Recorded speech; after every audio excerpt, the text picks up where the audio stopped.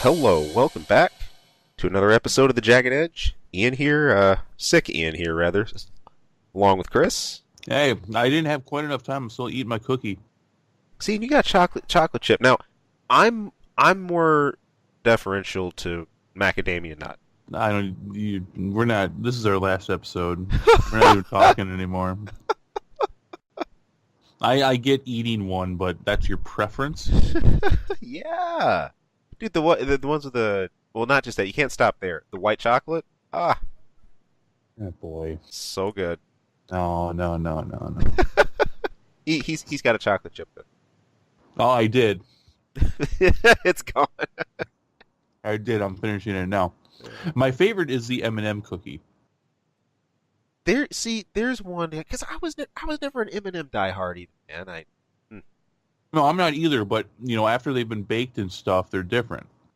Now, if I remember right, M&M cookies are usually just straight classic M&Ms. We're not talking about like peanut M&Ms or anything, right?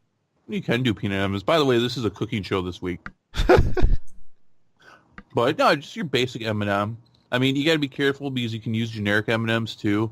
But generic M&Ms, if you buy the wrong generic ones, then they're not. They're worse. Ugh. Well, hey, if it's a soft cookie, I'll eat it. Well, yeah, they're typically sugar cookies. Sometimes you get hard ones, but they're typically sugar cookies. So they're usually very soft if you get them at a place that's worth a damn. But yeah, and so they call them like button cookies. Like I almost didn't buy one once. He was like what's a button cookie? And they didn't want to tell me that it's an M&M because they didn't want to use the trademark M&M. It's like it's an M&M.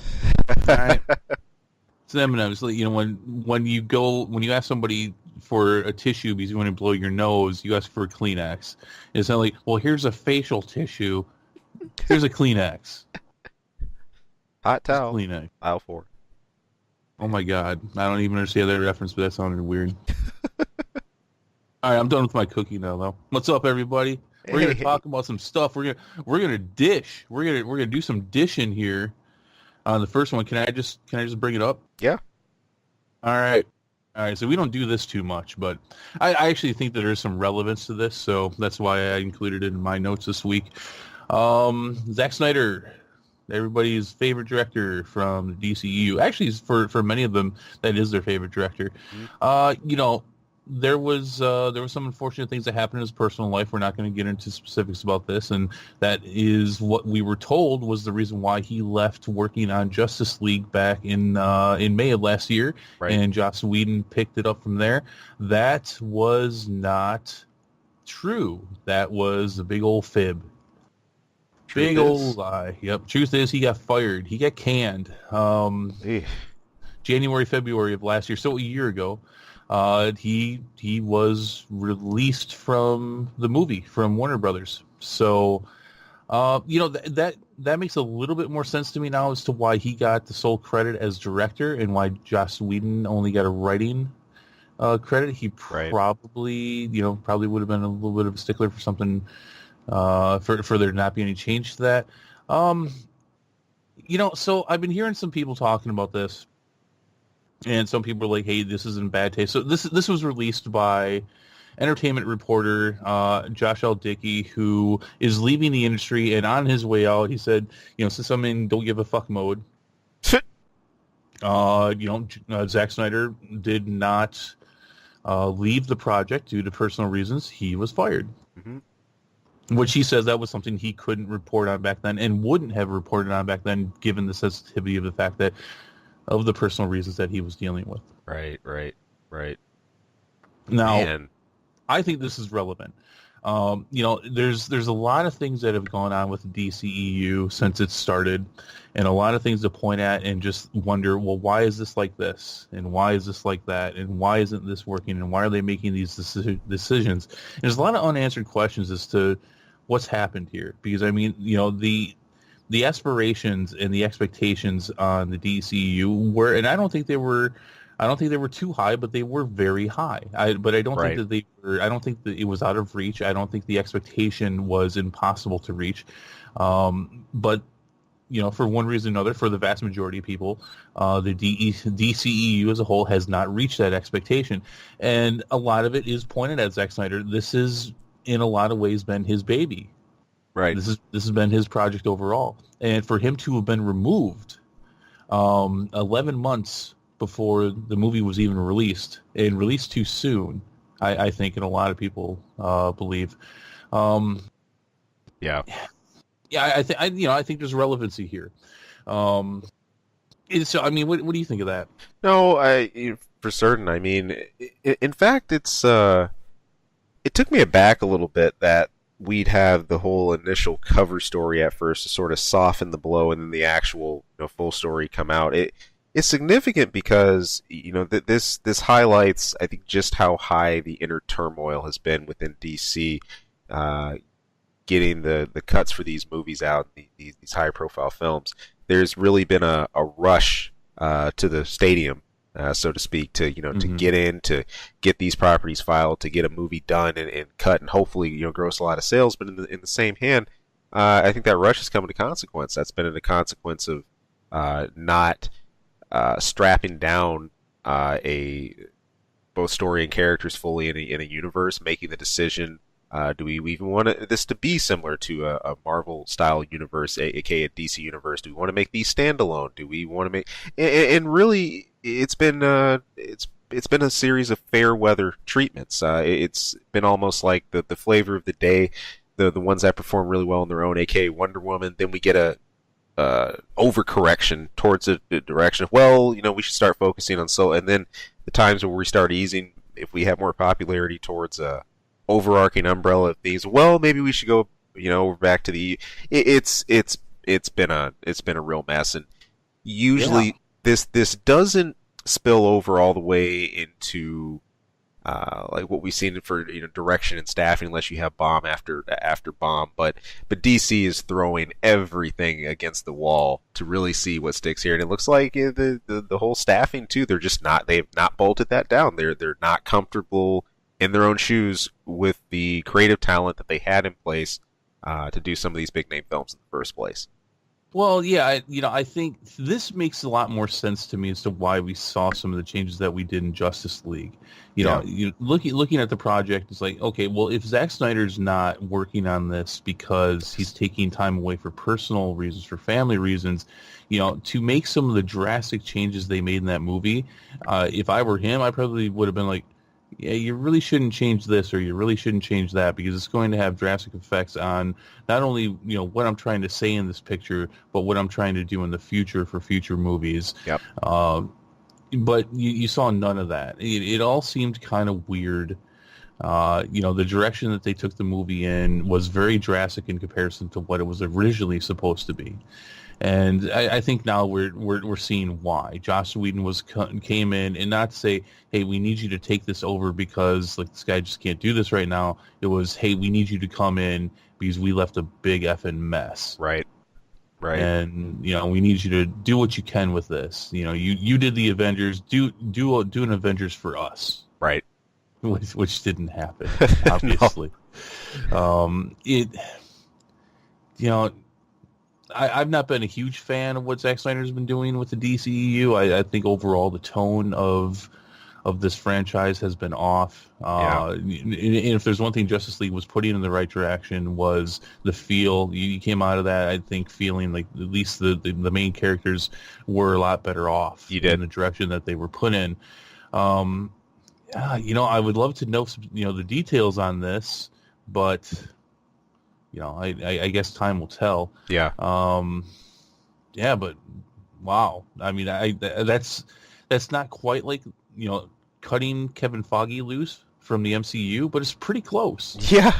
It's pretty close. I mean, he in a lot of ways played that role, and you're done.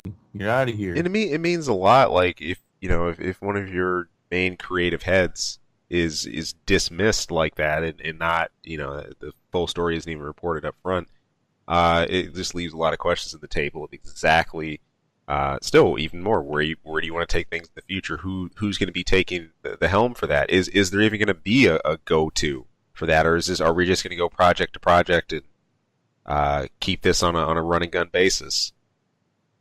Boy, Right, right. Well, and that being said, they are doing more of the latter, I think, at this point too, and they're definitely taking some opportunity. The fact that we're only getting Aquaman at the end of this year, right? they're definitely taking some time to try to figure out what exactly they're doing here. They're doing some reshuffling as far as who's controlling what. This definitely makes a little bit more sense as to the gentleman, I can't remember his name right now, that they brought in to be more of creative content and watch the financials of these movies, considering there was so much money spent on these DCU movies, and this guy's definitely runs a more strict budget. Um, it's going to be interesting. Hey, I have not been a huge fan. Zack Snyder's name will still be showing up as an executive producer on a lot of these things. That doesn't really mean a lot. It can, but in this case, it's probably more of a contractual thing than anything. Yeah. Here you go. I mean, really, does it get any more of a nightmare scenario for trying to build a franchise like this? I mean, they almost ran the gauntlet on all the horrible things that you could do. Pretty much, and it's almost been a tale of opposites of what we've seen happening in the Marvel camp. I guess coming out of this, my hope would be anyone that attempts to sort of run like this takes the time to do that detailed build, to do that world building, to find that the direction, the feel to this. Again, Marvel never fell into this overnight. This wasn't something instantaneous, but it just gained momentum. I mean, today it happens to be a freight train, because rightfully so. That train has had some very good fuel over the years, but this is not something you can snapshot and capture. And I sort of reminds me of when Blizzard came out the gate with Warcraft, and others tried to follow that immediately and couldn't. Yeah. So. All right. Well, keep on trucking, DCEU. We'll talk about you. Hopefully, good stuff though. Come on, let's turn this around. Let's turn that frown upside down. If anything, what I'd really like to see coming out of it, and I still have hope for. I would love just to have. I don't even know if this would be with the next Man of Steel movie, but I like Henry Cavill's Superman. I'd be fine with him just sort of. If Soup's just taking the helm with some of this and let's just go from there. I don't. I don't disagree with you. And in fact, that not only, I mean, I personally feel like that, but at the same time, I think, we've definitely been delving into the world of a lot of your alternative superheroes with the MCU. They didn't have a choice. Right. They had to put Thor and Captain America and Iron Man and Hulk. These names now are huge names. They're the names in comic books. 10 years ago, these were the B and C characters. Right. These were the guys who weren't selling, they weren't the number one sellers. I mean, we've gone down that road, and I think maybe even the fans of these movies are even ready for, all right, well, let's see what Superman does. We've seen these fractured characters and these imperfect characters, and they're great. And nobody's not, well, the vast majority aren't disliking them. But yeah, I think we're ready for a good, more upbeat Superman movie with Superman being Superman. Same. The whole world weary, dreary sort of dark, less palatable feels. We see this stuff a lot, and I think some of the best movies, especially hero movies, are the ones that could sort of pull you into the character, pull you into the world, in the feel that you know about, but in a really in an effective way. The dark element, that edge that's quote unquote so popular. I think it's an easy misread to read that just because you make something on a grittier plane instantly means it's going to be more effective with an audience. Not necessarily. No, it's all in context. I mean, like you said, we've had some great versions and visions of that with the Nolan trilogy and sure. in the Blade trilogy as well, and a few others. But I mean, those come to mind right now. But yeah, I mean, they did that with Man of Steel, and Man of Steel was still a good enough movie where I mean, I think it still sticks out as the number one for me for the DCEU. But I mean, there were some big problems with that. And a lot of it was the characterization and the narrative of Superman's story, and I think if they tweaked that a bit and told his story in a different way in the next Man of Steel, they could really have something. Right on. Time will tell. All right, so now we got like 10,000 trailers to get through. Yeah, a whole bunch, including right at the top of the list. One I've been excited for, Incredibles 2. Ooh. Yeah, this one, you sounded so excited. You know what? Let me say this because you're gonna do nothing but praise it, because I know that for a couple of reasons. I'm not a big fan of these movies. I don't dislike these movies. I've not even seen all of the first Incredibles movie. I enjoyed the shit out of this trailer. This was a hilarious, fun trailer. So to then even have the context of it, having been a fan and watching the first one, I bet you really loved the shit out of this trailer too. Oh yeah. Oh yeah. Okay. So I just wanted to say that first. All right. No, that's fair. I mean, it's cool too because you get a look at a bit of everything in this. You know, you see a lot of the previous ground that we went through in Incredibles 1. A lot of characters from Frozone to their own child manifesting superpowers. Yeah, what's up with that baby? Yeah, so that baby was in the first one, right? He was, and in fact, he was sort of a bit of a late surprise. They're wondering if he actually had any active abilities, and he eventually showed that he did at the end, and or near the end rather, just kind of blew everybody away. So it's just, well, it looks like he can do anything. He's nuts. He's really powerful. But it's just a fun, really fun setup. I think one thing I really dig about Incredibles, besides just the style and the humor and the animation of it, is they take some time to make critiques of very traditional hero things. Everything down, like breaking the third wall stuff. Everything down to monologuing to the weakness of why you shouldn't wear capes. They had a whole little side snippet in the original Incredibles about cases where heroes have been everything from sucked into plane turbines and everything else. Oh, I vaguely remember seeing that. I do remember that though. I have seen that. It was hilarious. So it's a fun 3D hero flick because as much energy and everything as it has, it pokes fun at a lot of the standard hero stuff we look at too, and it centers it around a family of superpowers. Super fun. Excited about seeing this. And plus, I've got some good technical memories of this too. I used to have a group of students I worked with, and when I brought my gear in and we did a ADR audio design class for them, I taught some summer sessions. We do live voice work, like ADR voice recording, just to give them an idea of what that was like when you were like doing lines. And at the end of this end of a full session, we'd have a clip that they had redone the audio for the characters, and then we'd chosen a different soundtrack and also some different sound effects for. So I got good personal memories of Incredibles too as well. I love the original movie and looking forward to this one.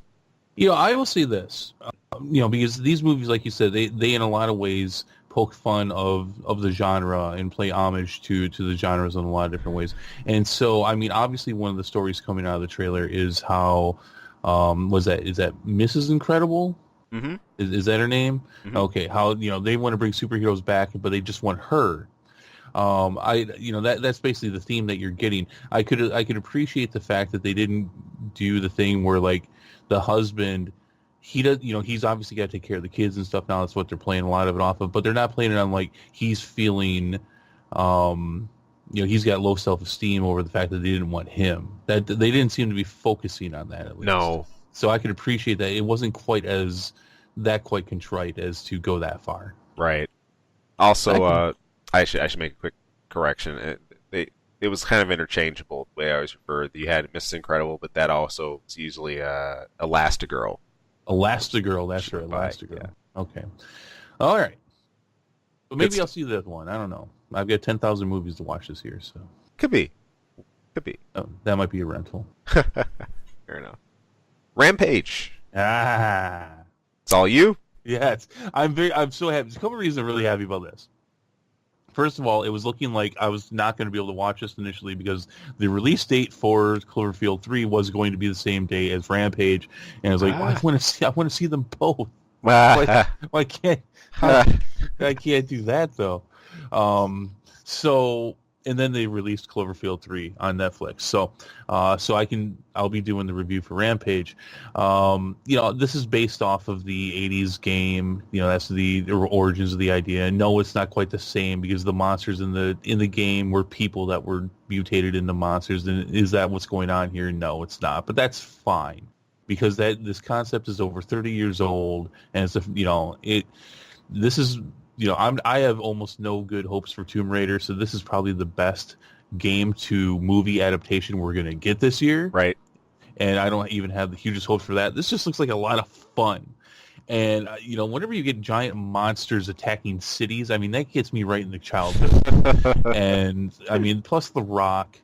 And he's just, you could have a 30-minute movie of The Rock taking a shit, and people are going to love it. Yeah.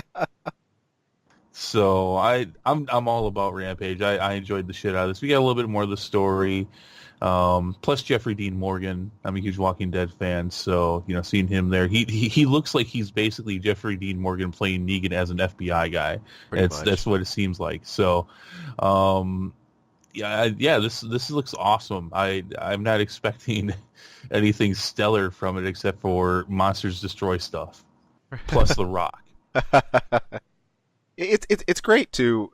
The way you're talking about Rock. I love how he has really become not just synonymous with action, but you look forward to his films. The one thing he's shown is, especially post wrestling, even during. This is somebody who's really got into acting. He cares about his parts, what he does. I really feel he puts himself into it, and I like what I see the guy in from Fast and Furious and the rest of it. I always know it's a fun performance if he's around. So, way to go. Silence. Okay, I'll do it. I mean, I'll wait you out. You're not gonna awkward me about it, man. I'm out of cookies. I got no reason not to talk here. So, there's a new Pacific Rim 2 trailer. This one, this is not the first one. Didn't really hit it for me. It's kind of ironic because Ian and I were big fans of a huge giant mech genre video game franchise in the past. This one's not doing it for me. The first movie didn't do it for me. Although this is the closest, I would say. I enjoyed watching this, but there's just, I mean, I think there's just something a bit too over the top about these movies and about these trailers I'm seeing for the second one. And yes, I know I just got done talking about how I can't wait to see a movie about giant monsters destroying a city, but I don't know what to tell you. I'm not analyzing myself enough to tell you why Rampage has got my attention and why this didn't do it for you. It still doesn't. No. Although this was closer, but no. I don't know if it's the whole squad element. Now, see, here's the thing. I think even going into this, we said this earlier. I know I'm more excited about seeing this than you are. Yeah, sure. You are. That's just an established fact at this point. I will say, I think some of the over the topness, it seems to be based on how much more squad / Power Rangers based this feels. The first Pacific Rim felt a little bit more broken dystopian to me. Maybe it's because there was more desperation that of trying to get a pilot that could sync with these things, that you had a major suit that everyone was putting their cash and resources into because all the disasters that had happened. So it felt like there was more on the line, that the main design was the pinnacle. There was so much more concern about that keeping in tip top shape. But now there's been some time. Obviously, you got a whole squad back together, and there is something that feels a little more toony at this one to me. I don't know. I can't quite put my finger on it yet. Still, you got my basics: giant mecha. There's giant monsters. There's cities being wrecked. And I say that, and yet I couldn't stomach going to see Transformers last night. But that's a different story. Oh, I can't wait to get to that story. Christmas came early this week. Oh man. But so yeah, there it is. I get nothing. I probably won't even rent this one. Not unless I got friends or family like, I want to watch it. It's like, all right. I will fill you in from the sidelines. It's You'll not. believe me. Yeah, I'm not there. Speaking of another trailer that I thought was a bump up, Ready Player One. Yeah, you like this? This new one, I like this one more than the original footage I saw, and Okay. maybe I think that that's more because I see where more of this revolution is going. You know, the whole concept of corporate control, using that as a vehicle, whether it's either a virtual world or whatever else, something to manipulate populations at mass. I Hmm. mean, this theme is something we've seen approached before, but I was really curious about okay, what's up with everything behind this revolution? Why, besides how many players this is touching, why is this stuff so important? Um, Okay. Okay. yeah, I think I get you. So and it's telling you more about the story, it and that's is. okay. I mean, I know there's a whole bunch of gaming throwbacks in here. I mean, everything from Halo to even a lot of the film stuff we've seen, like Iron Giant. Hmm. Tons of culture references. But at the end of the day, I know I'm going to be really looking at this for that theme to see how well that's executed. I can't help but think of golly, what was that movie? It was Wreck It Ralph. Yeah. Yeah. Yeah, I'm brought back into that feel when I think of all the kickbacks and throwbacks. But at the end of the day, I'm not going to go see this to see that. I'm going to be looking for it in terms of plot. See, here's why I didn't like this trailer. I really liked the prior two. I didn't like this one. Now, I guess this is just from a different standpoint. I've not read the book or books, if there's more than them. I've not read any of them, but I did do a little research as to what Ready Player One's all about. So as far as the main story and the plot and all that, I knew that. Right. I didn't like this trailer because I think this one jumped the shark a little bit, and it's showing us a bit too much at this point. Right. And from what I can decipher with my eyes, I think I saw some things that are going to be integral as far as telling plot points of the movie that I didn't want to see yet. Fair enough. And almost like the same thing with Spider-Man: Homecoming, where it's like, oh my god, what Yeah. was this trailer number 20? That I'm seeing at this point. Do I need to, like Batman v Superman? Do I even need to see this movie anymore? I'm pretty sure I just did through the trailers, and it's not to that point yet. But I thought that this one gave away a little bit too much. But besides that, I mean, yeah, it's in fact most of the footage is stuff we've already seen, but there were some new things in there, Right. and it's like I could have done without that. Gotcha. Yeah, but besides that, it was fine. Cool. But All right. if I knew or didn't know what you didn't know, I probably would have felt the same way. Right. Right. I'm with you. Hopefully we have less and less films falling for this itis lately of the full giveaway before we've seen it, or we feel we've seen like 90 or 95% of it by the time we actually step in. So I don't mean to continue to bash on DCEU. I really don't. But thinking back on those trailers for Batman v Superman, that was absolutely horrible the stuff they revealed in those trailers. we saw everything. It's like what are you doing? I can't stand it. I mean, there's whole companies. This is what they do. They out the movie companies. Sorry, they outsource these things to other companies that make these trailers. It's their job. That's what they do. Right. And I hate it when they take stuff and they just like they throw things in. It's like, hey, there's a scene from the last 5 minutes of the movie, 30 seconds into this trailer. All right, ruin the whole movie, right? But I mean, yeah, but Batman v Superman was bad. Oh God, that was bad. Uh, Yeah, but I hate it. I hate it when this happens. My personal rule, what I wish that they would do is you don't show anything past the first 30 minutes of a movie. Everything in your trailer can be within the first 30 minutes, but you can't go past, or I'd even say Act 1. You can't go past Act 1. I like it. But none of them do that. So that's what I wish they would do. Yeah, there's few that are able to show those later moments without really ruining a cut. It's been done, and it can be done if I think in a really impactful, artful way. but that requires a lot of skill to pull off, and usually some of that's traded for the sake of glitz or really, a huge landscape or a big action scene or a huge, spanning shot that might actually, be giving something important away. So, Right, right. oh well. All right. Well, speaking of giving stuff away, Yeah. this is one. That's a bad segue, by the way. This is one. Your face is a bad segue, very much. I've made it worse by commenting on it. Yeah, you really did. This is one that we wished oftentimes would just sort of can itself. That I really think could have afforded to can itself. I think post Logan. Oh, yeah, for a second there, I thought you were going. I thought you were skipping that and going to the next one. This guy. See, look. Now you all see what I have to deal with. I can't even get a chance to get to the topic before it's assumed that I've segued into something we're not even segueing into. What is this? Oh, I need more cookies. I'll shut up. Yeah, go eat. See, this is why you should be eating white chocolate and macadamia nut. Then you'd be calmer. You know what? You go ahead and you tell everybody about this. I'm gonna go get a cookie. I'll be right back. Deal. Oh man.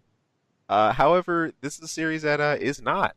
And it's not wrapping up. This is turns out there's a brand new X-Men movie in development. This was panned off of the Hollywood Reporter earlier this week. This is going to be from Deadpool 1 director Tim Miller and writer Brian Michael Bendis are working on an X-Men spin-off movie focused on Kitty Pryde. Now, Bendis, and I'm going to ask Chris about this once he gets back with this. There he is.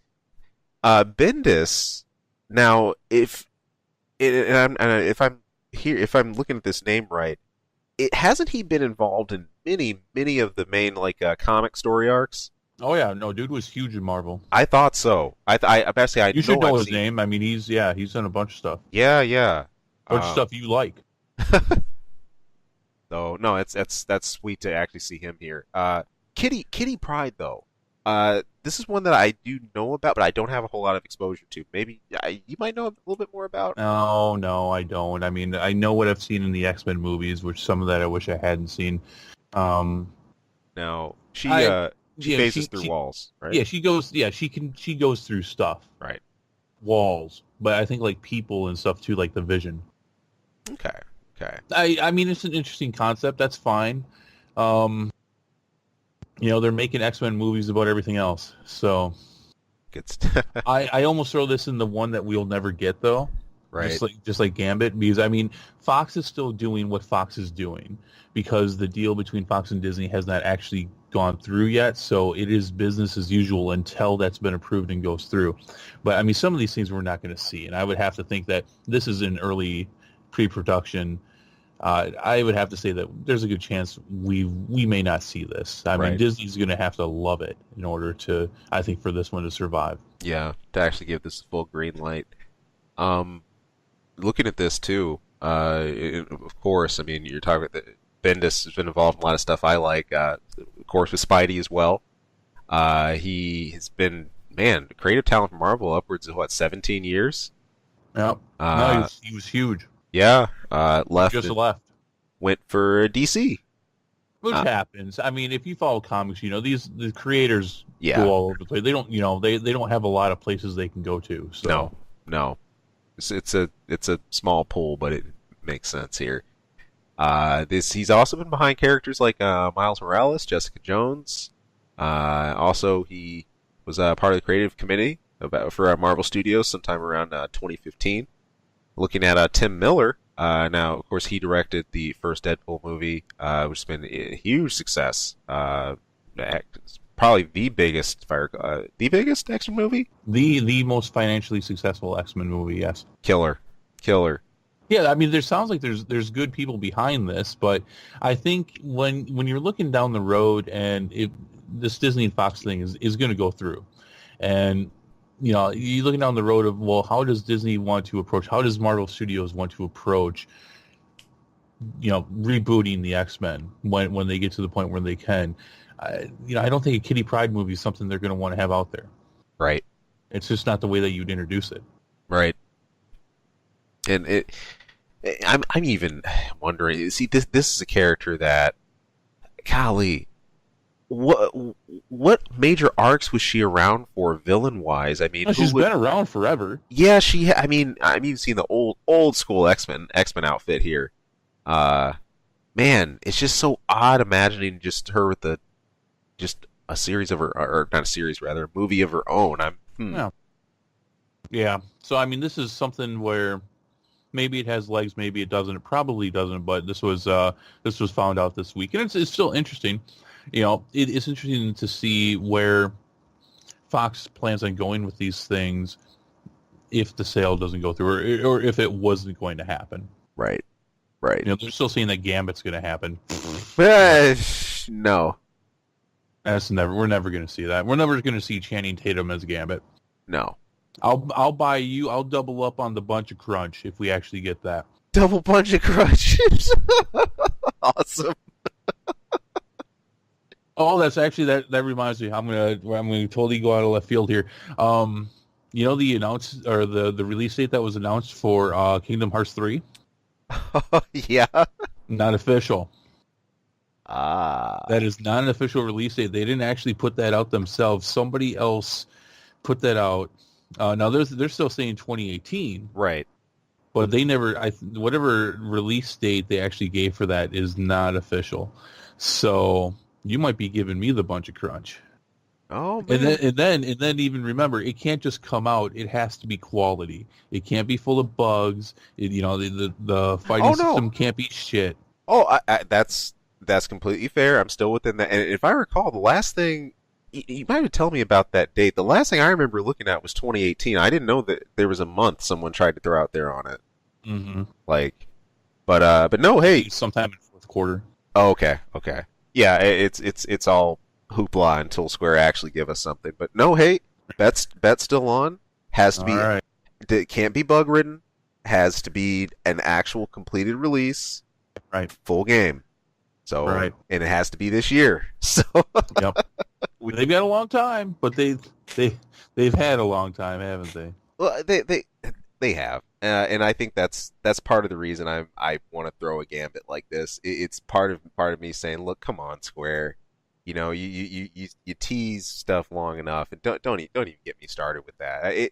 It's part of why I have an occasional eye on the most important news about remake, but why I pretty much tune that out till something significant actually happens. So, Yeah, there 5 years later, PS5.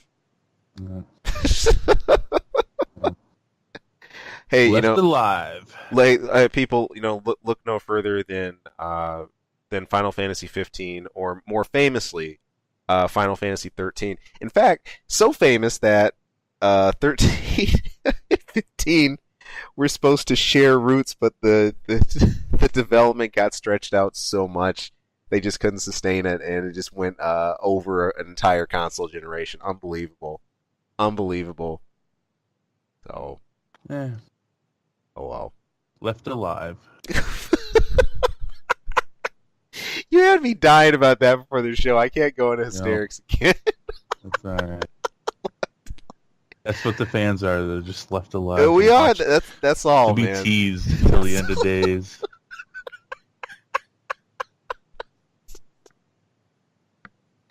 Oh man, you suck for pulling that on me here. All right. Okay, I'm gonna unwrap my present now. Okay, All right. these two.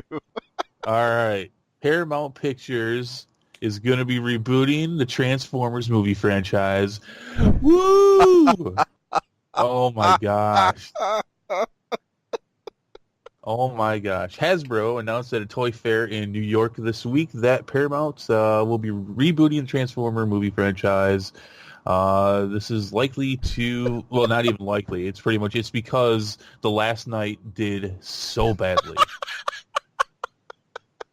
And it did not just here in the U.S., which it has been happening ever since the first. I think in the first or second one. I think it's the first one. They've been going down, Yeah, but the sales have been going up in other parts of the world. They both just tanked. They just tanked for Last Night. Nobody cared. Everybody, well, not everybody, just what everybody was like. No, we're done. Yeah, we're done. We don't. What Megatron's back? Why? are you even here? Well, you know Megatron died, right? Right, right, And then they brought in Galvatron. right. And then there's Megatron. And there's absolutely no explanation. What the heck? Yeah, it's just like, hey, Megatron's back. Um, Blame Starscream. okay. All right. What else do I have here? Despite this decision, the Bumblebee spinoff movie is still planned for the end of the year, but they've got enough time where they could change this to maybe cater to whatever new franchise they're going to be building. God, I hope not. Um, yeah. But, yeah, you're still going to get Bumblebee in December, but go see Aquaman. D- d- Um, Significant changes. Paramount has not actually made this an official announcement yet, but Hasbro did, and Hasbro right. controls this. I mean, Paramount can do what they want to do, but Hasbro's got a pretty strong grip on the leash when it comes to Transformers. Right. They make a lot of the decisions on this stuff. This isn't like some other things where, you know, they have the movie franchise, but they have the toy franchise. And Hasbro's kept a pretty good leash on this. Let's see. So yeah, that's it. Bumblebee, 99% sure that is it for this Transformers world. Right. We're getting something new. We're gonna get something new. So my big question is, how do you feel about this? Well, a lot of this. Yeah, you're such a fan. Yeah, man, all over. You know what? Here's the thing. I am very careful not to lose sight of the original Transformers, though. And G1's where's that? yep, man, the early Transformers is no joke, and I'm not so jaded as to be stuck assuming that we're just going to be in the Michael Bay style of Transformers all the time. This is a chance. Okay, here's a new start. You don't have to. Yeah, but do dude, that. this has been going on for 10 years. It has, and there's a lot of road dust. There's a lot of wear and tear. It kind of surprised me, I guess, like now with the announcement. But okay, last night was such a bad thing. I thought need a bit of a cool down. I think that in the right hands. I think this could use a dust off. I think not in this summer action flick, dust off random, Michael Bay style direction, but more off of the original Transformers. If you go that direction, I almost even wonder if you take this more of kind of like the Space Odyssey cut. With that, give this more of a fair shake or more of a fair treatment. Dude, hey, giant mecha is giant mecha. Always. That's always going to have a place in my heart. So I think if you can do that and be faithful to like the source material, it's not dead to me. I mean, my personal road wear here comes from where we are in the current Transformers series, with the current style. That I can't do. That doesn't mean by any means I'm just sick of Transformers. Period. So you're up for more Transformers, and you're saying what you want Transformers in space? yeah. Well, here's the thing. I mean, I love it. Transformers franchise is one of my very favorite things, very close to my heart. And these movies have been horrible. I mean, at one point a few years ago, I was to the point of, well, it's still giant robots, and if you divorce itself from Transformers, like, no, I don't want to divorce myself from I want Transformer movies.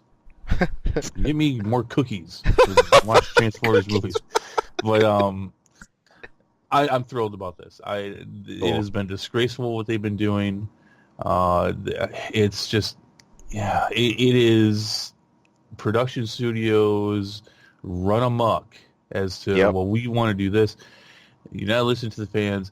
I think what they were betting on with the last night was, well, we're trying to cater to a new generation of fans.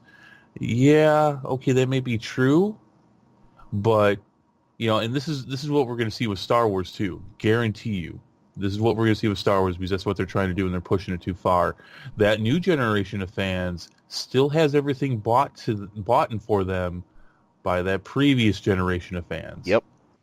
And they're the ones that are flipping the bill. Yep. And you're pissing them off.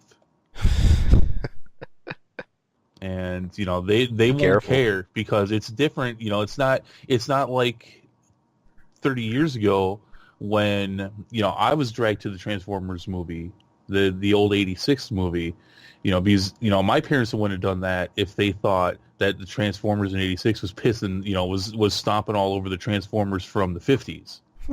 They wouldn't have done it. They wouldn't have taken me. They were dragging me to a movie because they could tell I loved this thing so much, but they didn't have any reason not to. Right.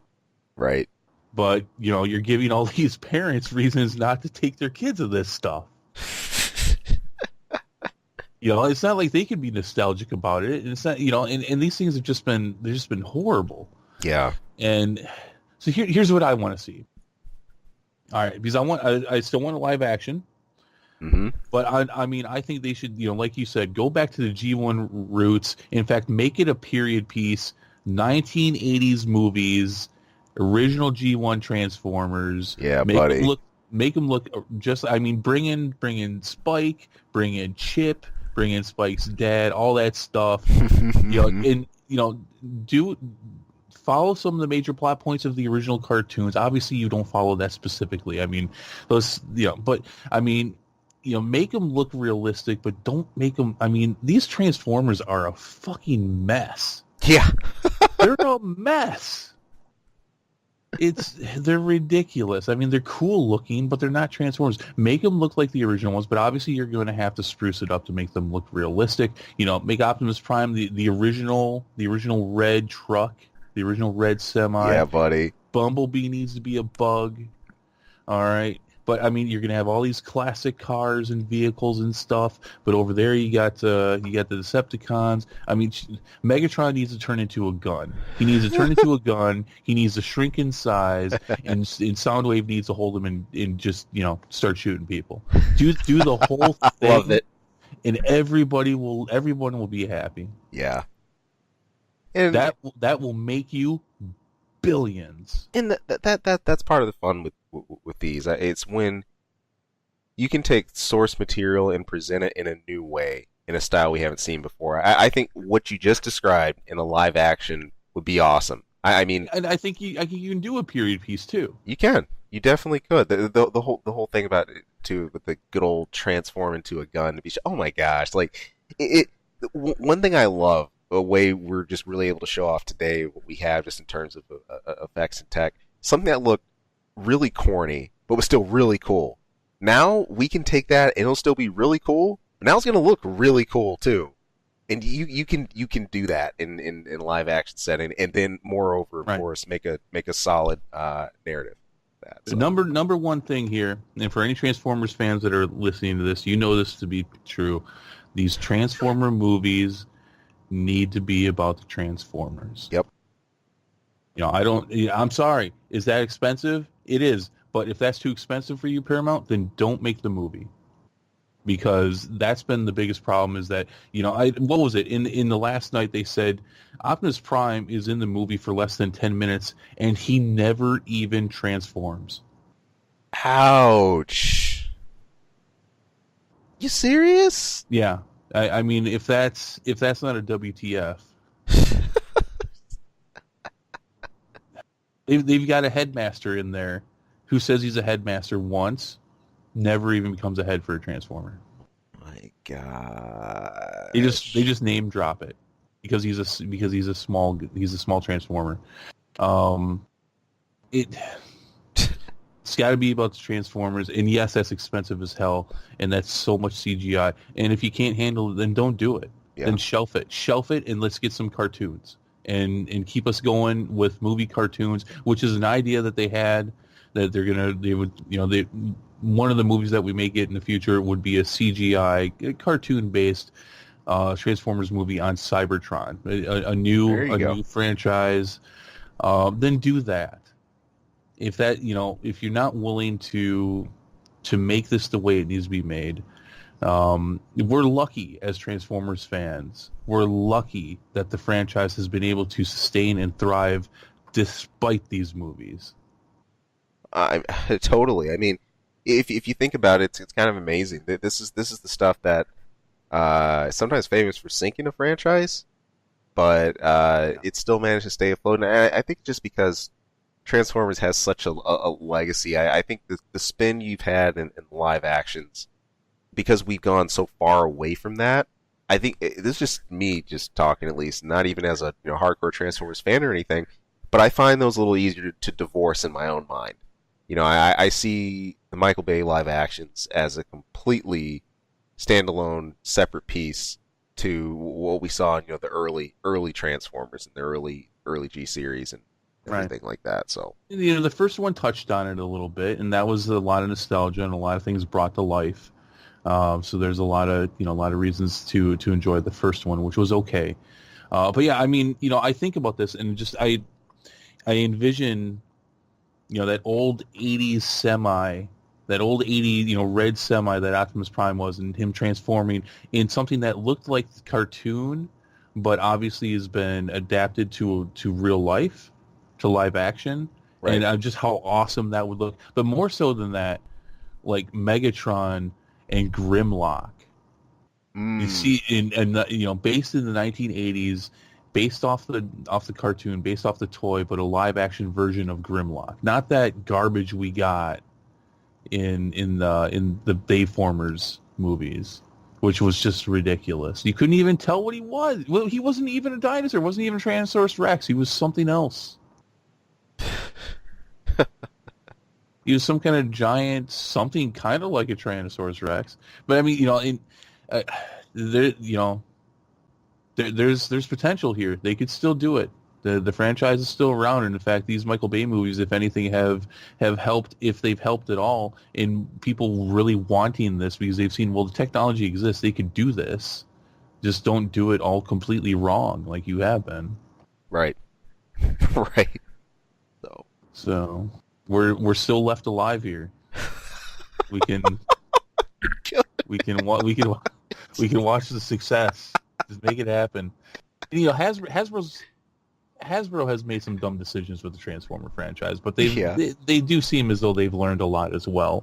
It does seem like at this point they will dip into ideas from the past, and it's not just about evolving things and making things brighter and shinier and flashier. They will go back to things from years ago, and let's bring this up to where we are with things now, and that's what they need to do. I can deal with that. That shows love and commitment to the series. Right. I think there's for as much as some developers fear fan bases for like, oh my gosh, if I do this, we're gonna get crucified, or oh man, that didn't go over how I wanted. In the same hand, look, fans are pretty open and genuine to the point of, if you respect that material enough, and if you acknowledge that, you're willing to just honestly sit down, reorient, and come back. That, in my mind, too, that shows much more of, I think, a respectable and aware creator than someone who just wants to keep, shoving the same equation over and over and over, or doing the next flashy thing because you think that's best. I can respect that, and I can get behind it. I think, who doesn't have a creative reset at some point with some things, or deserve that shot to, come back and recalibrate. So I'm all about it.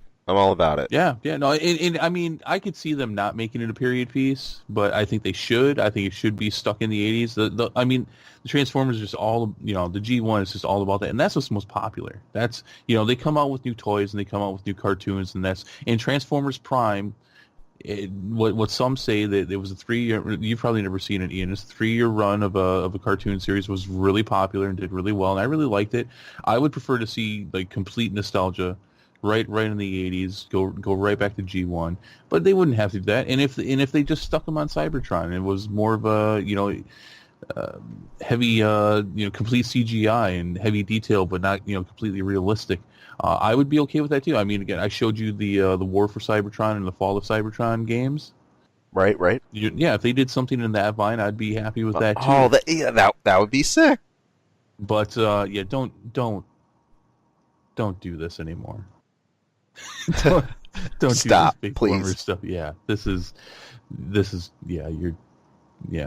and I can't wait to see the Bumblebee movie just completely flop. I mean, if you're waiting for that final message, there you go. Let's wait till December. Let's see how Bumblebee does. The nail in the coffin. I think it's on the way. John Cena's not saving you on this. No, seal that up and get something new. It's not happening. Oh man, love it. Yeah, so I'm excited. We're probably not going to see anything for a few years, but that's fine. That is fine. Take your time and do it right. Couldn't agree more. All right, we'll be checking. On to the gaming end of things. Speaking of projects, big projects. Here's one that was sort of abandoned, but sort of not. Sort of, we're coming back to it, and we're going to take our time. System Shock. Now, this is one that I never played back in 1994. Chris, you ever played this one? You know, like I said, when you brought this to my attention, the name was familiar. It Yeah. looks vaguely familiar, but quite honestly, for 1994, it looks like just about any first-person shooter that was out at that time, Right. or first-person game. So that was all sci-fi and stuff. I don't remember anything specifically about it, but the name was familiar. But apparently, yeah, this left an impression on people. Yeah, and this was, I think, a very early, kind of like a first-person like ARPG, at least like in that style. But apparently, yeah, this was enduring. This was never anywhere near my radar either. I'd never touched it. I'd never played it. What caught my eye about this, though, was one that this was a Kickstarter project for a reboot of this when it got posted. It turns out now this raised over 1.3 million bucks on Kickstarter. So plenty of people got behind it. It attracted a total of over 21,000 backers. I think over a little closer to 21,600 total. And it turns out that this right now had to hit the pause button. It's on hiatus, and it looks like all the funds got sucked up. The CEO from Night Dive, his name is Stephen Kick, he wrote, I put the team on a hiatus while we reassess our path so that we can return to our vision. We're taking a break but not ending the project. System Shock is going to be completed, and all of our promises will be fulfilled. Part of the issue behind this one was once the funding had been gained. I think this project was announced actually back in 2015, set for a 2017 launch. The issue was I think that the engine had started being built on Unity. I think they moved to the Unreal Engine. Then there were some other mistakes as they started to Those are talk. some pretty big mistakes. Yeah, huge mistakes. I mean, we're just getting started here. Uh, there was a as the budget grew, the conversations grew, and then they looked into who they were going to publish with and who the publishing partners were going to be, and ultimately that started to create a domino effect. It was a chain reaction that really led to pulling away from the original vision. Before they looked up, well, a lot of the original funds and their goal and everything that was way out and that was shot. So reorienting, recalibrating, getting back on this thing in full. And when pressed for a release, according to a Polygon article I ran across from it, we're looking at about probably 2 years before you see anything from this. I think it was roughly a 24-month window or so. So don't expect to see this anytime soon. Uh, while I am glad there's a pause here to sit back and really hack through and still honor their commitments, this is a classic show of when you go too grandiose with some things. And in some ways I understand it. You have a lot of studios that want to, even on indie projects, that want to do everything, or to take something and just really run with it and do it all because they believe that's what the demand is and that's what the expectation is. And not only meet that but try to blow that away. But by doing that, you're going to be taking up a ton of resources, and you can easily overcommit yourself. Even if you do have a dedicated staff, even if you do have everything you think's on board. So you don't see. I haven't seen big public miscalculations like this for specifically gaming studio related Kickstarter projects in recent time. But there's a couple of good spots on it out there. I know again Polygon has a good piece on this if you want to look into it further, and also I know Reddit. A couple of Reddit communities have delved into this too. So All right, so I was just watching a video of the '94 version there. I actually, while you were saying all that, I just queued up an alpha version of the current game they're working on. yeah, I can't tell what was exciting about the previous one. I mean, the guy had a stick and he was swinging around a lot. I would say a crowbar, but it wasn't a crowbar, some kind of metal stick. And it looked like it was some kind of game of discovery and doing things on a spaceship. And hmm he was swinging his stick at something. It was making a squeaky sound. I And it's 94. I mean, Yeah, these games are kind of hard to tell what was going on. So I, I'm looking at a fraction of a game here. Um, 2 years, you said, having issues with money and development. yeah, I give it maybe a 10% chance we ever see this thing. yeah. Oh, that would be brutal.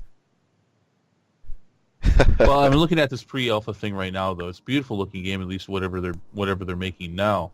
But so what? Yeah. Yeah, here now he's got a stick thing in this one. Okay, he didn't have a stick thing. Now he's got a stick thing again. He's got inventory. He's got all kinds of things. I'm not seeing a lot of action here though, which doesn't matter. It's kind of funny because we were talking a lot about. Yeah, let me get that pause. We were talking a lot about games that they don't quite fit into the genres that we have today in gaming, and how that's a shame. Right. If this thing has such a cult following to get, what was it, 1.3 million? Yeah, over that. Yeah, it obviously left an impression.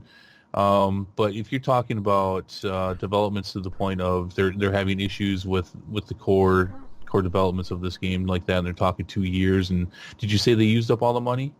It appears so that they overextended themselves and they've been looking for Yeah, extra. Yeah, you're not going to see this. brutal. Sorry, my opinion. And if you don't want to send me any cookies, I understand. Yeah, that's fair. But yeah, I don't think you're going to see this thing. Yeah, this is a brutal uphill battle here. And sometimes you have smaller setbacks, maybe a few months out that might jump something back, 2 or 3 months, but a 2 year, ooh, golly. And the money's gone. Yeah. That's I'm sorry, and I might have missed this part. Did you say that they had found new revenues? so I know they were in the process of part of what had overextended them, they were trying to latch down exactly how they were going to do with their publisher, but they're not bankrupt out of money. What No. they're doing is they're leveraging, I think, some of like their other sales and other things like into this. So they're what I'm seeing, at least according to the Polygon article, a few other spots I've read, they're reallocating and redistributing like what they already have in their pool to put into this. They're hemorrhaging, So and they're looking to cut off some limbs to try to save the body. yeah. All right, you're not going to see this thing. No, but I just say that just out of experience. I mean, these things happen. No, no, they do. They do. Yeah, this is yeah. Oh. All right, See you in 2 years. I can swing a stick around in other games. Okay. Right. Sorry, I have no. That's cruel of me. I apologize if people are really looking for this. If this has been a passionate thing for you, that's all I got. Yeah. I mean, even in this alpha version of the new one, I mean, the guy was walking around and swinging around a stick. Right. I can do that in other games. I can do that in Minecraft. You can do that in Half-Life with crowbar. That's right. Stick. I have done that many a times. Yeah, I bet. I don't Oh, need system shock for that. All right. On the rumor mill, a couple of pieces here, both for Metroid and for Spyro. It turns out there is been a couple of pieces here that Metroid Prime 4 may have an online component to it. Not sure if that's going to involve a versus piece to boy. it, or if that's going to simply involve something mission related. And also, Spyro. Now, Spyro the Dragon, I played the original on PS1. This is one that did not get the Jack and Daxter style treatment later on. We haven't seen, robust remakes or anything for this one, but there is No, also but there were a bunch of Spyro games, weren't there? a ton. Yeah, there are a lot of, and again, along the lines of, an adventure platformer, pretty fun. Yeah, that guy got hoarded out like Kirby. Yeah, it was an era, man. It was like Crash Bandicoot, Spyro, Jack and Daxter. Like you had there's just a whole gathering of those that they actually all did pretty well, or pretty fun during the time. But Oh yeah, no, but Spyro was hoarded out like Kirby. oh yeah, Kirby's still rocking. By the way, I heard his the new one on Switch is pretty awesome. Yeah, I'm sure. You don't even need to say it. I already knew it. That's a Nintendo property, right? I mean, that's Oh a yeah, full on, oh yeah, yeah. that's their full on light. Yeah, it's that thing's like Pokemon. You don't need to tell me that there's a new game, and I know there's a new game. So, but the idea, especially behind the Spyro title, is this was supposedly going to be coming for PS4 first. There's been some indications that the original trilogy here is going to be in main focus here. We should be hearing more about this though sometime next month, and then even more going into third quarter of 2018. Which is about July through September, but probably you'll hear something about this. This is actually going to really come to fruition in March, or some form of like HD remake for the original trilogy. So would not be surprised at all for Spyro. This is a time where you're seeing a lot of these games return like that. And Mm. for Metroid, we already know that's well on its way. But as far as for what it's actually going to include, Nintendo will clue us in. Well, so now that you got my interest in that, now Metroid is an interesting one for me. We were talking about this before the show. We were talking about classic games and stuff, and I mean, I was even too young, and I'm older than dirt, Eh, and I was too young to even really appreciate the first Metroid. We had that, my brothers played it, but I was too. I'm like, I don't understand what, where am I going? Everything looks the same. And from that point, I was just kind of sour on the whole thing. But I always loved watching people play Metroid because it yeah, yeah, always looked man. so cool, and just it was beautiful. And then you got into Metroid Prime, and just beautiful to look at. But I've never followed it as far as gameplay. Now, has there been co-op missions and such for Metroid Prime in the past? To my knowledge, yes.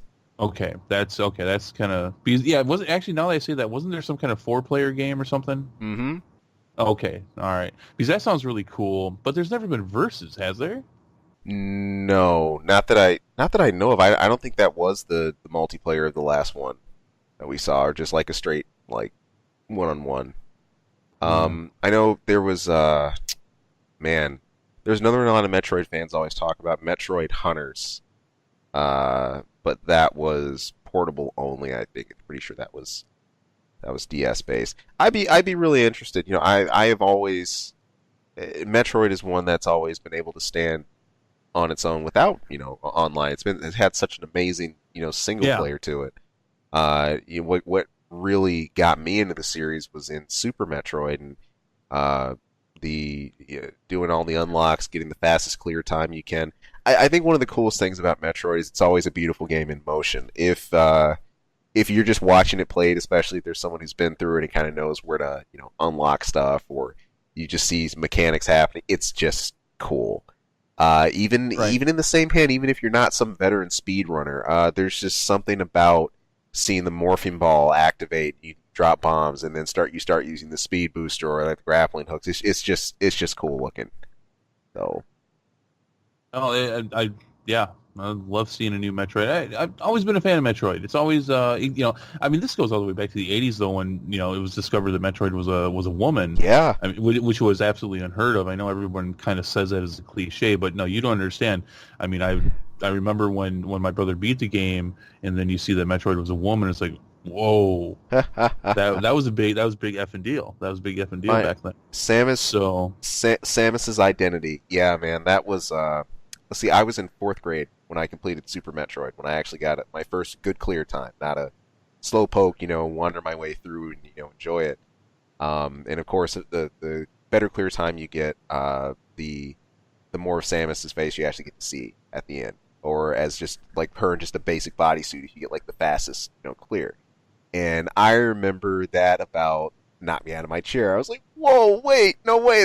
That's so cool!" Like I had no idea, and it was fun back then because we didn't have we weren't sharing over the net like we were most of the time when you got breakdowns and stuff. You'd either hash stuff over with your friends, you might have found something in like a magazine entry or wherever else, but there was still that talk element for gaming. That direct sharing of info. It just wasn't quite as prolific as it was today. Running game facts and just look up whatever you want. game facts, which is still very much around as well. It should be. Yes, it is. Yes, it Love is. me the game facts. Freaking classic. If I go looking for anything on games and stuff, and I come across a game packs, and like, there's part of me that I feel this is more of a trusted source, That's the even though thing. there's probably no good reason for that other than my own personal experiences, because people can write whatever they want. It's almost as bad as a wiki, but Yeah, generally it's true. I feel trust when I see that game packs I do logo. too. I do too. It takes me back to a time where I'd open up those player guides that had all the keyboard symbols and the pluses and everything. Guide written by updated version 3.0 and oh my gosh, Poor takes me bastards. takes me back. So, but good stuff. So, Metroid Prime. Looking forward to seeing something on it. for, I'll never play it.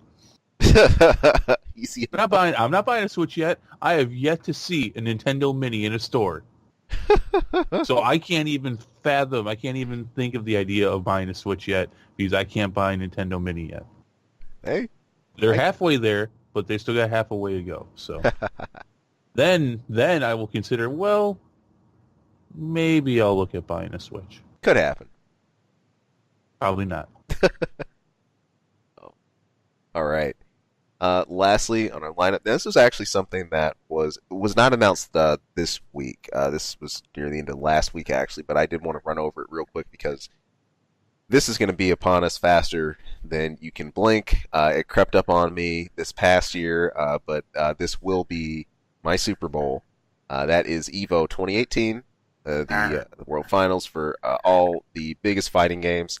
The lineup was released. Again, this is going to be on August 3rd through the 5th. It's going to be live in Las Vegas. That's not creeping up. That's half a year away. Yeah, dude, I'm telling you, say that now. Here, I thought I was going to lose you for a week in March. No, but... no, it will be here. You see, here's my thing because I got a lot of other stuff coming up. I'm going to Combo Breaker in May, which is going to be after PAX. So I'm gonna have a pretty good fighting games for it because I'm gonna play stuff while I'm at PAX. Of course, the next month I'll be in that tournament. I'll be doing Combo Breaker, and then months later there'll be this. So, All right, give me the lineup though. I want to hear it. we got Street Fighter V Arcade Edition. We can skip that. It's to be expected. I'm joking. No. SF has made a showing at Evo since its inception. As well it should. Yeah, I can't imagine an Evo without a Street Fighter. Next up it should be obvious too, Tekken 7. That actually is not obvious. Yeah. Tekken is huge. There has been years without Tekkens at Evo though, right? Depends how far back you go. There have been Evos without Tekken. Yes, that has happened. But since we've gotten into I would say the Tekken 5 era and beyond, like Tekken 5 Blood Resurrection, Tekken 6, etc., we have not been without it. Was there actually a name for Tekken 5 was Blood Resurrection? Yeah. That's awesome. I love it. All right. I think it was named. Now it wasn't that factory at the box. There was a heap of some extra content that got released. It was sort of like it was kind of like the Turbo Edition that they do for SF. Sure. But you get the idea. Blood Resurrection. Injustice 2. Somebody better win that with a Ninja Turtle. Right. Amen to that. Those guys are so awesome. I will be glad to watch this just for Ninja Turtles, honestly. Injustice has been really cool for the last couple of years to watch. It's really just been the grand final I tend to catch. I don't catch the pools or the semis or anything for it, but it's some razor sharp gameplay. Is once again running off a record that is just attendance record that's just growing every year. Super Smash Brothers. The game's going to be Melee this time, and Smash was the unexpected entry for people early on, but the community pushed this heavily. Nintendo themselves were against it, I think, till they found out just how many people were behind, and they said, "Wait a minute, let's actually go and back this." So Nintendo actually make a pretty big deal out of making a presence each year at Evo, specifically to support Smash. Sometimes they actually use this time to do announcements for some of their own games and stuff too. So, and check this out. And this gets my nerve a bit. And this happened before though. not only one, but two Smash Brothers. We have Super Smash Brothers Melee, and we have Super Smash Brothers for Wii U. Wii U's a little shocking. I've played that one. In fact, I think that's the only game on the Wii U that I played. I mean, it was fun, but Right, it didn't come across to me as groundbreaking. right, right. I guess with Smash, this is just me personally talking. I know the Smash community would probably heavily disagree with this.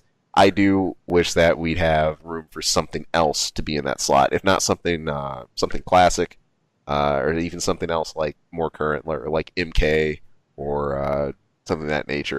Wait. Are What? you telling me Mortal Kombat's not It's not, on the list? That's surprising. right? Wow. We used to have Mortal Kombat and Injustice side by side, but Injustice kind of took the ball and ran. So I mean, I'm surprised because I mean MK. Well, I'm a big fan, so I'm hitting the feels a little bit with that. right, I know the following for MKX has definitely fallen here in the last year, right, especially because they've come out with Injustice, so most of them are probably playing that. exactly. That's where they Um, went. but I'm surprised it's not on the docket there. Yeah, no, it's. I'd personally like to see one of the Smash Brothers drop for MK, but one Huh. can dream. Well, all right. Next up, Guilty Gear Rev 2. This is done by ArcSys, the same creators of Blaze Blue, another amazing game. The Guilty Gear series, if you remember this off of during the PlayStation days, Mm-hmm. awesome game.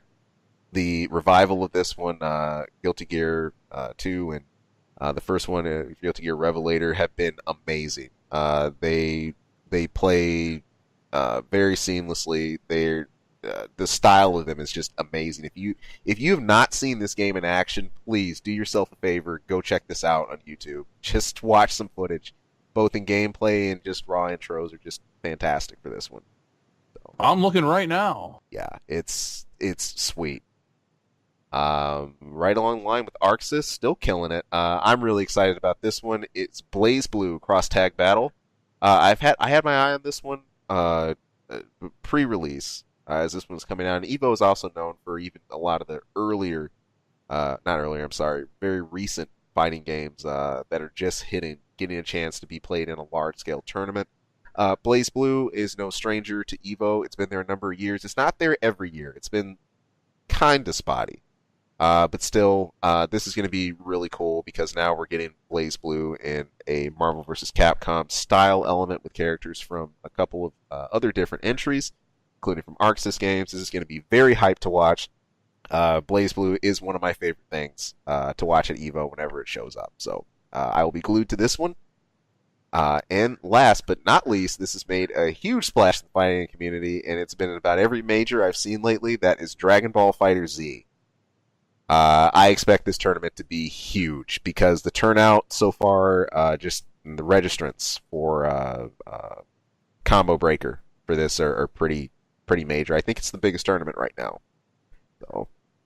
So no MKX and no Marvel vs. Capcom.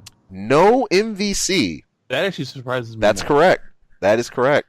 It's done that well. Yeah, right. Wow. I mean, you play the game. Yeah. Is it that off? It actually is. Wow. I mean, see, here's part of the trouble. I mean, MKX, I can kind of get. Just, I mean, it's Mortal Kombat, so it's kind of like, wow, you don't have a Mortal Kombat game going. But I get it because the game's pushing 3 actually here in just a couple months. And all the different games out. But Marvel vs. Capcom just came out in less than a year. Yeah, yeah. And man. the MVC games are pretty fucking huge. Yeah. All right, I'm sorry. Go ahead. No. This is a big moment now, and bear in mind, like you said, Marvel vs. Capcom is a massive staple to Evo. In fact, some of the biggest Evo moments we have come out of the MVC series. Mainly with MVC 2 experiencing a lot of play. MVC 3 had a glory era with Evo for many years on end. I'd always tune into the finals and grand finals of these as well. But here's the issue. Capcom have been so focused on making this one esports in mind, competitions in mind, tournaments in mind, that I think they've almost been themselves in the rear with that. And now we're actually looking at where fans currently stand with it. And there was actually a interview with one of the tournament organizers for Evo 2018, talking a little bit about why this wasn't included, why we're not even going to be seeing this. This is actually during a broadcast by the organizer. He goes by the name Mr. Wizard. Of course he does. Yeah, he he had a live cast going on with Markman and also Julio, and they were talking a little bit about the games that would be in, what would be cut, and what would be not. They went through the lineup. They talked a little bit about user questions and stuff they were getting from social media. And of course, that's when people chipped in. Well, hey, where's Marvel? It's a famous thing. So, and that was taken on address directly. He basically said that MVC Infinite, it's been on a slippery slope, and it seemed to really just fizzle out. He said, in fact, his direct quote was, he said, this game has had a lot of competition going forward. It's like it's just set to fizzle out. It just doesn't have the support behind it. He said that's not talking smack about Marvel. It's always been a great game for Evo. It's had a stoic, in fact, 15 years at Evo. It was the main game for 8 straight years, and it had crazy hype behind it. But he said, but I don't think people are playing it, and that's the problem. We've always had to support the games that people actually play. It sounds like he's actually being kind of nice when he says that, because he sounds like he's kind of giving himself some room for error. Right. Say, I could be wrong about this, but I mean, guys like this, they're all about watching the numbers and watching about the trends, and they have numbers and facts to back them up. That pretty much means MVC4 is a dud. Yes. And, some of this was leading up to the launch. There were some things that left, I think, a bad taste in people's mouth. They MVC, and we were saying this, leading up to it. This isn't something that people tune into for, oh my gosh, plot or storyline. It's always been about crazy crossover gameplay. It's given you that chance to see a group of Marvel and Capcom characters that you normally never see together in any circumstances in a fighting game, and that's just awesome. What's so wild here was there was so much more of a focus on the MCU related things, kind of tuning things more towards, hey, people will recognize Rocket Raccoon. People will recognize, this part of Thor or Captain America, or hey, like all this is happening. Remember this, remember this, remember this movie, and there's so much time spent in those cross relations that I think you lose a little bit in gameplay. So, while I can say, hey, I have it. It's something I went through the base mode, completed that, base story and all that stuff. While fun, it does not have the sticking factor of MVC2, even MVC1. Or 3, and you know what? I wasn't even as big a fan of 3. 2 mechanics. Or 1 or 3. Basically, it's the worst one. Yeah, it is. So, I bought a $60 pile of shit. It happens. Yeah. It happens. We've all done it. Yeah, it's okay. You can admit it. Now, what I find funny from when we used to talk about this in the past is that you said that they were coming out with this version, and then they were going to come out with another version, basically, huge, huge upgrades and stuff. And weren't they going to try to not loot crate, but microtransaction the shit out of people and stuff? I mean, has that happened? Are they still coming out with this super awesome version? I haven't seen it. Because it's been out for what, half a year? Yep. And it's half a year, and I mean, and it's an Evo staple, and it's not there. No, and I mean, it normally, from what I remember, in my competitive days of gaming, not that I was to tournament level, but carrying and being such a competitor, is that right when you hit around the 6 months mark where we're at right now, this is when the boys and the men start getting separated. Yeah. This is, and then when you're looking at August, you're looking at about a year. I mean, you have fine-tuned players at this point. Right. And they're saying no. Right. Wow. Right. Sucks to be Capcom. Does a lot, man. So, hey, SF5 has still been really popular.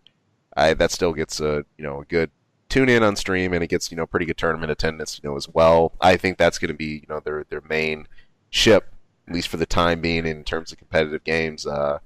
But, this is really a turnabout. I can't help but smile this year.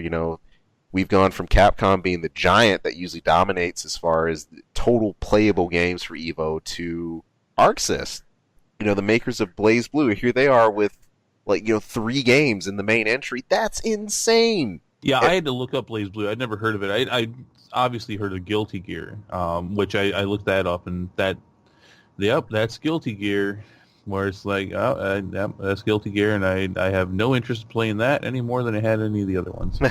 I'm not, No, I get you. It's not my style. Street Fighter gets grandfathered in almost because there weren't options back when I was little, and I played enough of that. I'll always, hey, Street Fighter. Right.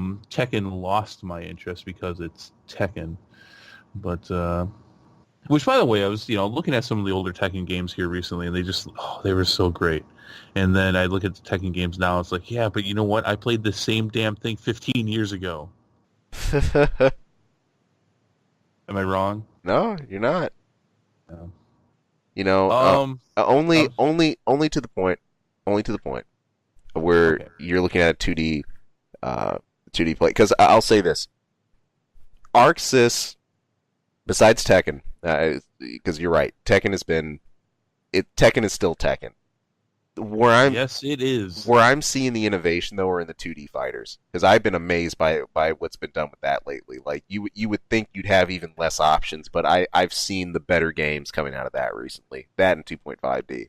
So cool. All right. Well, and we have, on the topic of fighting games, which now I was thinking, well, isn't Soul Calibur 2 coming out this year? But it's not coming out until third or fourth quarter of this year, so it may not even be out by the time this happens. Right. Do you think that can have a revival? Do you think that'll make an Evo next year? For 3D, I sure as heck think it can. I mean, I hope so. Soul Calibur has a following that sort of stands outside of some of the Tekken group or the others. It's interesting. I know you'll get a little bit of a cross migration of players from that, but my prediction is that the Soul Calibur crowd would show up to support a good Soul Calibur game, like the King of Fighters crowd showed up to support it when they came out with when KOF hit Evo 2 years in a row. Holy crap! Like, they got behind that game. They supported it, and it rocked. Both years, it was an amazing tournament. So, I hope to see that again. All right. Sounds like Evo's having an off year. Yeah, apparently. Not to say it's a bad one, but just not their normal. Yeah. All right. Fight on. Other than that, I think it's time for an info minute.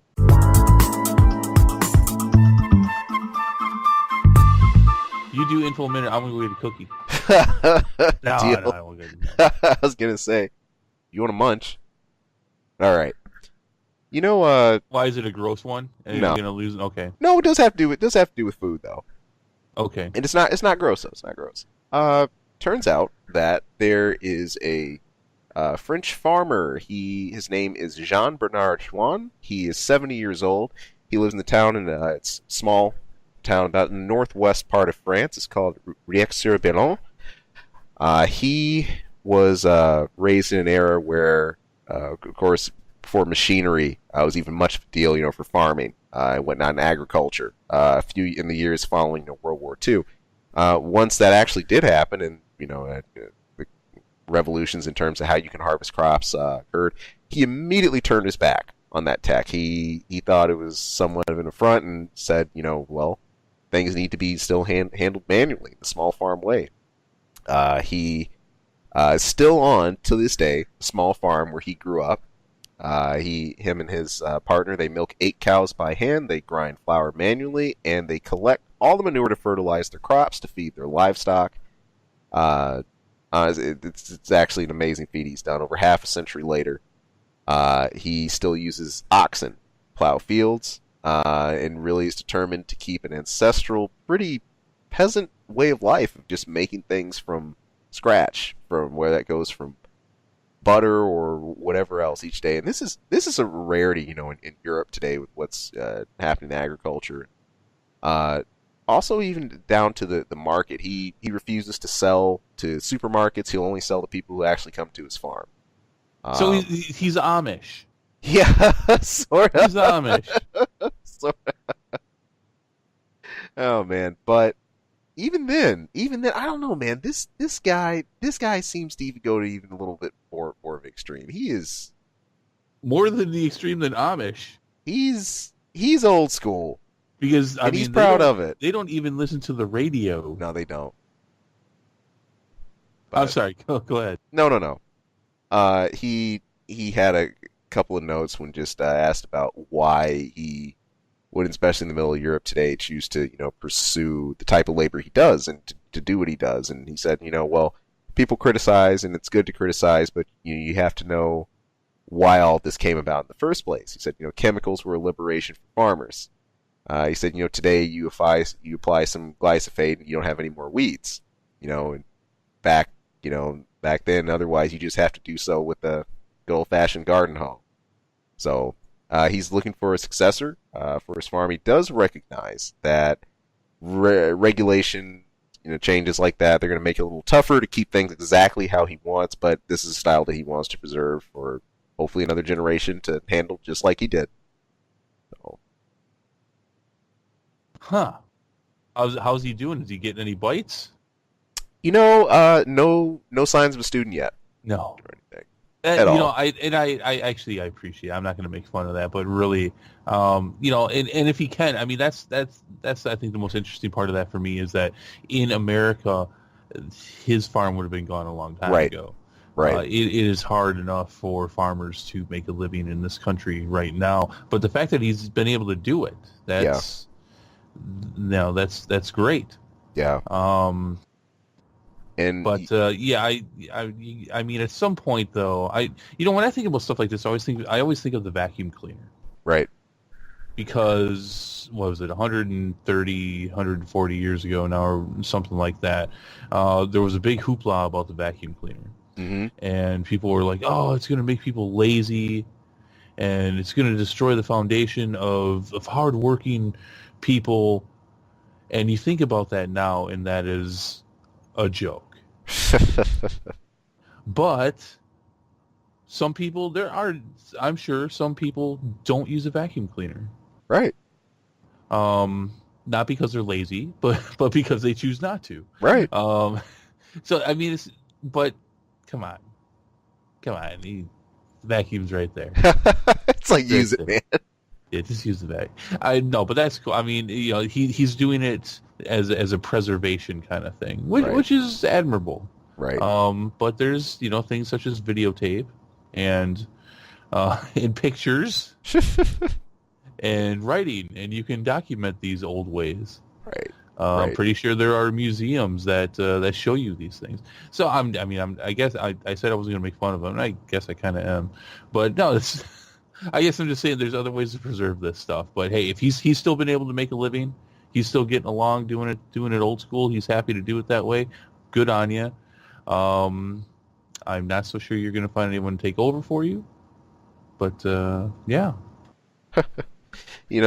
And I basically highlighted that 'cause as you said, for the very reason actually you caught on to right at the start of this, there's still some subtle differences for agriculture here in the States, where our farming community is right now, and as far as the way things are sort of allowed to proceed, in Europe. It's like there's while there is room to do this, it's just simply not something ideal. It's being pushed out, I think, at a slower rate than what we have here. As you said, his farm would have already been gone. Oh, a long time Here, ago. yeah, it's Long time ago. oh Sounds like as small as it is. Yeah. yeah, Good on him. But yeah. I don't know. Maybe like I said, there's still some people today that won't use a vacuum, and right. again, they're called the Amish. And so maybe there's some other people that want to do it old school, like he does, and take over his farm. And again, if you can make a living doing that, I can actually think of a couple friends of mine who would probably go completely old school just to live a peaceful life. There you go. But all right. All right, so that is got to be. I mean, we went from competitive level fighting games to Amish farming. I'm not. We skipped a lot in between, and now it feels kind of awkward. Not sure where we go with that. Oh man. I can tell you one place I do recommend everyone goes. Go see Black Panther. That's one place. This guy pandering. This week's episode brought to you by Marvel Studios. Totally. If you haven't checked it out already, we are having it. We have our non-spoiler. We have our spoiler versions of Black Panther. Pop through reviews for those in. We're fresh off the track of seeing those. Highly recommend this one. It's good. It's great. Marvel's done it again. In probably some ways you might not be expecting. So it's been killing in the box office. It had a great opening weekend. I know it's already smashing some records. So I will spoil this. Hit it. A character that is in this movie that you have seen in previous movies does not make it to the end of this movie. Now, is that Black Panther? Is that Winter Soldier? Is that somebody else? I'm not going to tell you. You're going to have to go see it. But I'll tell you that. I'll tell you that much, though. Nice spoiler. Yeah. Oh, cool. Somebody dies. Spoilers. Somebody died in the movie. Dude. Like no movies ever. Daggone it. Yeah. Is the last Infinity Stone? Is it in this movie? A lot of people think it is. Could it be? Maybe it is. Maybe it isn't. If you find it, tell us. Okay. All right. I'm done. I'm gonna go have some more cookies. Okay. Got me hungry now. I'm thinking I'm gonna get a bite too. But thank you again for tuning in. You have a great weekend. If you're gonna check out Black Panther, please enjoy, and we'll see you next time. Hey people, thank you for tuning into this episode and taking a listen. If you like our content, if you like what you're listening to, there anything we go over, hey, please, we would not only love to hear more from you, but great if you could throw some support. You can subscribe right below. Also, you can toss us a line anytime. That's ksawmedia@gmail.com. Of course, you can tune in for our channel anytime for movie reviews, game reviews, a lot of random wacky stuff. Who knows what you'll hear. And of course, our episode each week where we're bringing the nerdiest things we can find, pick up, and maybe not find. Maybe the stuff that just drops in our laps. But anyway, hey, thank you so much for tuning in. Thank you for listening. We hope to hear from you again later. Take care.